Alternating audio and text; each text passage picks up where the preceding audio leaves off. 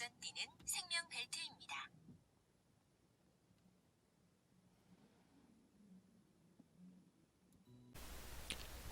네, 오늘은 저희 집 자동차 SM6 앰비언트 라이트를 설치를 좀 해봤는데요.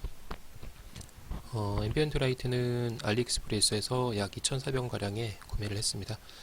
그리고 앰비언트 라이트는 가격대도 워낙에 다양하고, 그리고 그 상시 전원을 끌어다 쓰는 것도 있고, 제가 설치했던 것처럼 이렇게 USB를 꽂아서 USB 타입으로 설치하는 제품이 있습니다. 근데 또 뭐 각 제품마다 장단점이 있는데요. USB 타입 같은 경우는 저렇게 배선이 보이기 때문에 좀 깔끔하게 설치가 안 되는 그런 좀 단점이 있습니다. 하지만 이제 설치가 간단하고 누구나 쉽게 따라할 수가 있기 때문에 이제 USB 타입으로 설치하시는 것도 뭐 나쁜 방법은 아닌 것 같아요. 설치하기 전에 이제 위치를 좀 잡아주셔야 되는데, 저희 집 같은 경우는 좀 깔끔하게 좀 위쪽에만 쭉 연결을 해서 좀 한 줄로만 저렇게 설치를 좀 할 예정입니다. 앰비언트 라이트는 뭐 사용자가 설치하기에 따라서 뭐 다양한 방법으로 설치를 할 수가 있는데, 너무 지저분하게 이제 많이 설치를 하면 좀 지저분할 수가 있기 때문에 최대한 깔끔하게 작업을 했고요. 그리고 선 정리는 선이 저게 굉장히 길어요. 한 3m 이상이 되기 때문에 남은 선은 좀 잘 안 보이게 안쪽에다 잘 말아서 좀 집어넣을 예정이고요.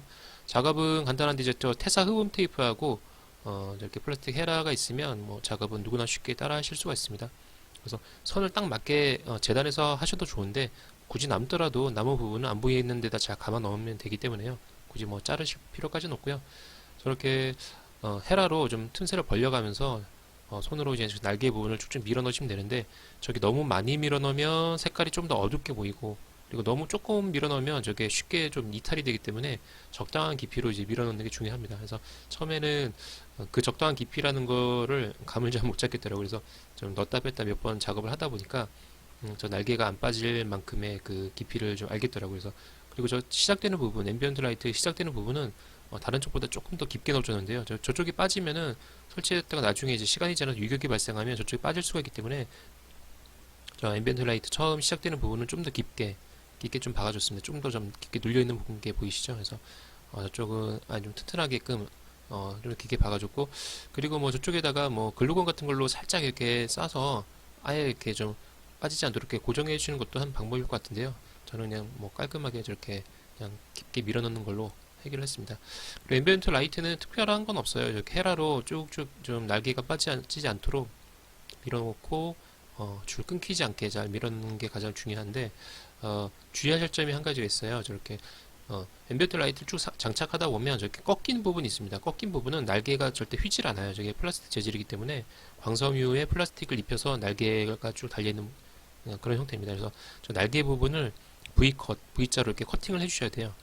V컷으로 저렇게 이제 앰비언트 라이트가 끊기지 않도록 이제 커터칼로 손 조심해 가면서 V자 모양으로 커팅을 해주신 다음에 장착을 하셔야지만 저게 날개가 깊숙하게 빠지지 않고 견고하게 장착이 됩니다. 그냥 뭐 힘으로 밀어넣으려고 하면 저 우글우글하게 뭐 뜰 수가 있기 때문에 저 부분은, 그러니까 곡선이 있는 부분, 꺾이는 부분들은 다 저렇게 V컷을 해주셔야지만 앰비언트 라이트가 견고하게 장착이 됩니다. 저희 집은 이제 일자로 쭉 장착을 할 거기 때문에 이렇게 계기판 위쪽으로 이렇게 쭉 한 바퀴 돌려줬고요. 그리고 저쪽 계기판이 끝나는 부분도 역시 V컷으로 날개 부분을 커팅을 해줘야 됩니다.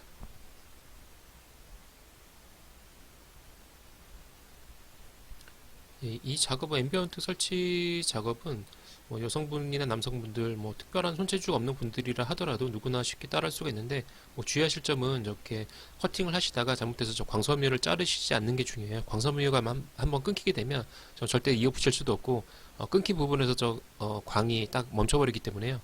이렇게 광섬유가 끊기지 않도록 저 날개 부분만 커팅을 하시는 게 굉장히 중요합니다.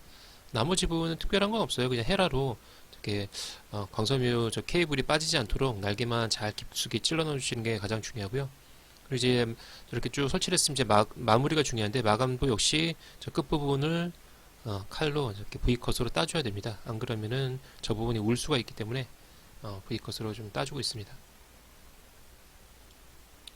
그리고 저희 집 차량은 저렇게 좀 파랗게 앰비언트 라이트 저 광섬유 줄이 파란색인데, 저기 투명색인 것도 있어요. 그리고 좀 비싼 제품은 여러 가지 색깔로 뭐 7가지, 8가지 이상의 색깔이 뭐 이렇게 오색 무지개처럼 이렇게 반짝반짝거리는 것도 있는데, 저희 집은 뭐 저렴한 거기 때문에 뭐 단색, 파란색으로밖에 표출이 안 되고요.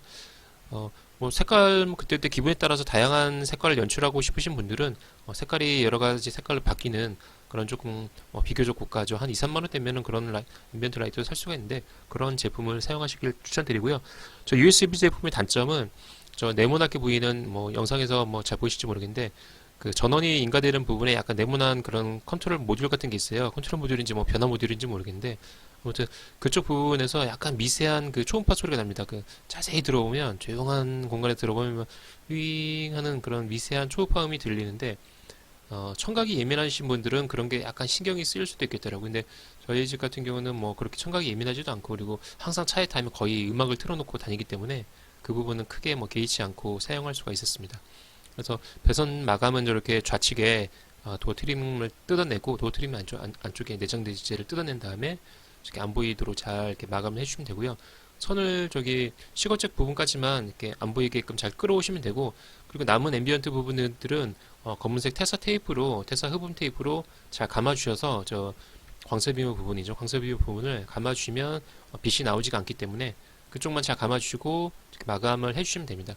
그리고 광섬유 부분은 특별히 발열이 되거나 그러지 않기 때문에요. 흡음 테이프를 감아주신다고 해서 뭐 열이 나거나 아니면 화재 위험이나 그런 건 없으니까 걱정하지 않으셔도 되고요.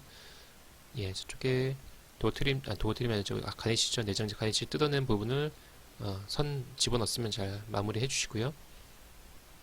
자, USB 쪽까지 이제 선을 잘 끌고 왔는데 이제 나머지 선은 뭐 최대한 깔끔하게 한다고 해도 어쨌든 저 부분은 저 배선 뭉치는 보일 수밖에 없어요. 그래서 서랍이 있으면 서랍에다가 잘 넣어주셔도 되는데 저희 집 차량은 또 택시 부하차다 보니까 서랍이 없습니다. 그래서 저 배선 부분은 좀 노출이 된 게 좀 아쉬웠는데요. 그리고 노출이 되는 저 나머지 광섬유 부분들은 파란색으로 보이는 저 선들은 최대한 흡음 테이프로 검은색 흡음 테이프로 붙여주셔야지만 불필요한 불이 야간에 이제 노출이 되지 않기 때문에 그 부분도 꼼꼼하게 감아주시는 게 중요하고요. 주간의 주행등을 봤을 때 주간에는 크게 뭐 불이 들어와도 잘 표가 나지 않습니다. 뭐 눈에 크게 뭐 이렇게 거슬릴 정도로 빛이 강하지도 않고 은은한데요. 야간에 주차장에 들어와서 불을 켜보니까 굉장히 화려하죠. 그리고 아주 차가 좀 세련된 느낌이 들었는데요. 비용도 저렴하고 누구나 쉽게 따라 해보실 수가 있으니까 저희 집처럼 앰비언트 라이트가 없는 차량들은 저렴한 금액에 실내 튜닝할 수 있는 좋은 아이템인 것 같아서 소개해드렸습니다. 예, 감사합니다.